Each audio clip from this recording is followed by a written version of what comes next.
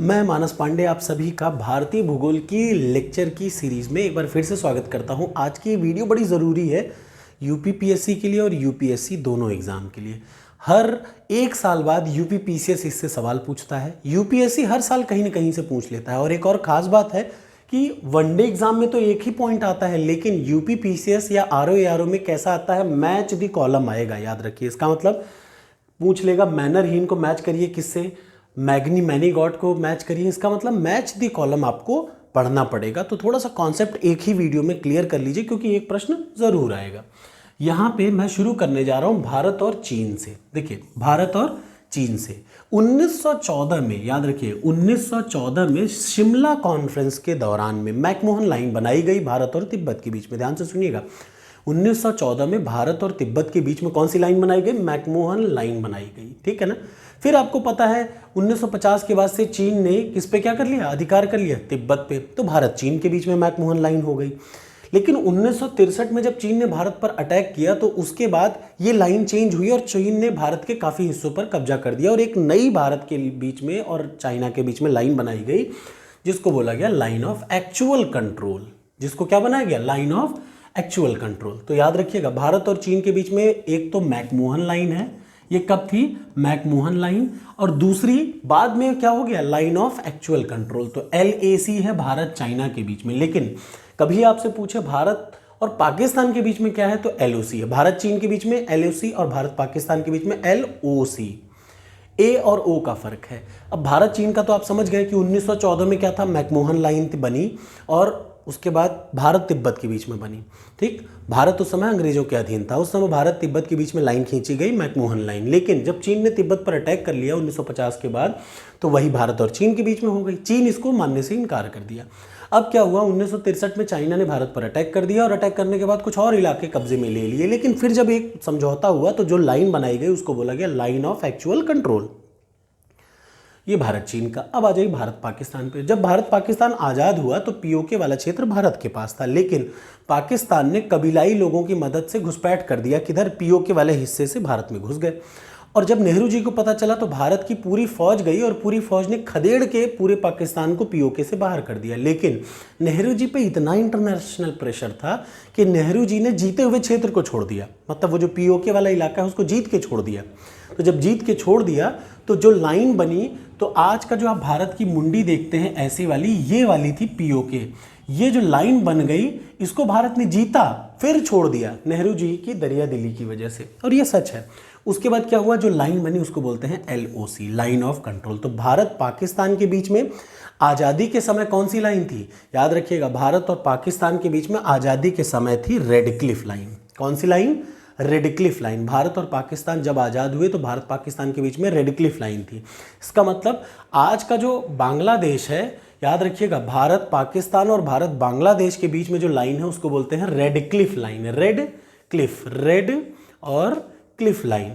तो फिर क्या हुआ? रेड क्लिफ लाइन जब बना दी गई, लेकिन पाकिस्तान ने घुसपैठ किया ऊपर वाले इलाके से, और जब भारतीय सेना ने उनको भगाया, लेकिन उस वापस इलाके, जीते हुए इलाके को छोड़ दिया, तो जो लाइन नई बनी वो बोला गया लाइन ऑफ कंट्रोल। तो याद रखिएगा, भारत चीन का, भारत पाकिस्तान का, दो क्लियर रखिएगा कि पहले क्या था बाद में क्या हो गया। अब आ जाइए अगला, सबसे ज़रूरी, इजराइल और लेबनान। आपको पता है इस समय इजराइल हाल में बहुत चर्चा में है, लेबनान भी चर्चा में है। तो इजराइल लेबनान के बीच में कौन सी लाइन? ब्लू लाइन है, नीली रेखा। ठीक है ना। डूरंड लाइन किसके किसके बीच में है? तो याद रखिए, जब भारत आज़ाद हुआ तो उस समय भारत और अफगानिस्तान सीधे टच करते थे, एक दूसरे से सीमाएं मैच करती थी, लगभग 116 किलोमीटर भारत के अफगानिस्तान की। उस समय डूरंड लाइन भारत अफगानिस्तान के बीच में था। लेकिन पाकिस्तान ने जब वही घुसपैठ करके LOC वाला इलाका अपने कब्जे में ले लिया, तब डूरंड लाइन किसके किसके बीच में हो गई? डूरंड लाइन फिर हो गई POK और अफगानिस्तान, मतलब पाकिस्तान और अफगानिस्तान के बीच में हो गई। तो याद रखिए, कभी भी इस चीज़ को याद रखिएगा, डूरंड लाइन पहले भारत अफगानिस्तान के बीच में थी, लेकिन अभी डूरंड लाइन किसके किस बीच में है? अफगानिस्तान और पाकिस्तान के बीच में। अगला रेड क्लिफ लाइन हो गया।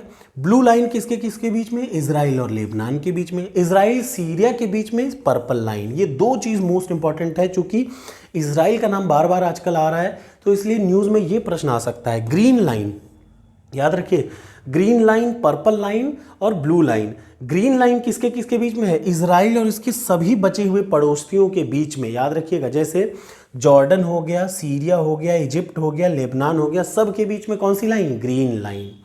स्पेशली इजराइल और सीरिया के बीच में पर्पल लाइन, इजराइल लेबनान के बीच में ब्लू लाइन। अगर पूछे इजराइल इजिप्ट के, मिस्र और इजराइल के बीच में कौन सी लाइन? तो हरी लाइन। अब अगला आ जाइए, इसके अलावा आपको क्या पढ़ना है? Curzon line. एक और इंपॉर्टेंट लाइन है कर्जन लाइन। कर्जन का मतलब पोलैंड और रशिया के बीच में जो लाइन है उसको बोलते हैं कर्जन लाइन। ये तो हो गया एक पार्ट। अब आ जाइए दूसरे पार्ट पे। देखिए मैकमोहन लाइन, ये देखिए मैकमोहन आपको पता है भारत चीन के बीच में, बता चुका मैं आपको। अगला आ जाइए नेक्स्ट, मैनीगॉट लाइन। दो लाइनें, फ्रांस और जर्मनी को दो लाइनें बनाती हैं, याद रखिए फ्रांस के और जर्मनी के बीच में दो बाउंड्री लाइन बनती हैं। वो कौन कौन सी है? एक तो सीगफ्राइड और मैनीगॉट। मेनी सीग ऐसे आप याद रख लीजिए। मेनी सीग कहाँ पे है? फ्रांस और जर्मनी के बीच में। तो आप रटेंगे कैसे? मेनी सीग या फिर मैगी सेक। आप सिंपल सा अच्छा तरीका इसका यही हो सकता है कि मैगी सेक ले, ठीक है ना। और क्या है? फ्रांस और जर्मनी के बीच में। अब देखिए पोलैंड और जर्मनी के बीच में भी दो लाइनें हैं। फ्रांस जर्मनी के बीच में दो लाइन और पोलैंड जर्मनी के बीच में दो लाइन। देखिए पोलैंड जर्मनी के बीच में हिंडनबर्ग है और पोलैंड जर्मनी के बीच में ओडरनीस है।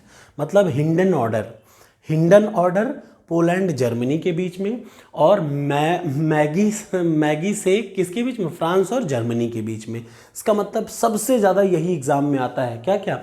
दो पोलैंड जर्मनी के बीच में दो लाइनें हैं। कौन कौन सी? ओडरनीस और हिंडनबर्ग। तो हिंडा ऑर्डर कुछ भी रट लीजिए। और फ्रांस जर्मनी के बीच में क्या है? मैगी सेक हो या मैगी सेक, कुछ भी बोल दीजिए, ठीक। अगला क्या आ जाइए, ये आता है 16वीं पैरेलल नॉर्थ लाइन, एंगोला और नामीबिया के बीच में। ये सब चीज़ें आपने नहीं पढ़ी होंगी, इसलिए मैं आपको बता रहा हूँ कि एक बार में सब कुछ रट डालिए। अगला 17वीं पैरेलल लाइन किसके बीच में? नॉर्थ एंड साउथ वियतनाम के बीच में। 20वीं पैरेलल लाइन लीबिया और सूडान के बीच में। बहुत इंपॉर्टेंट है, आपको लग रहा हो कि नहीं है, लेकिन ये बहुत इंपॉर्टेंट इसलिए है क्योंकि इस समय इजराइल के आसपास के क्षेत्र बड़े महत्वपूर्ण हैं। 22वीं पैरेलल नॉर्थ रेखा किसको काटती है? सूडान और इजिप्ट के बीच में लाइन बनाती है। 25th पैरेलल लाइन मॉरिटोनिया और माली के बीच में। 26वीं किसके बीच में? वेस्टर्न सहारा और मॉरिटोनिया के बीच में। 31वीं नॉर्थ लाइन इराक और ईरान के बीच में, ठीक। और 38वीं पैरेलल लाइन, याद रखिए 38वीं पैरेलल लाइन रेखा बनाती है किसके बीच में?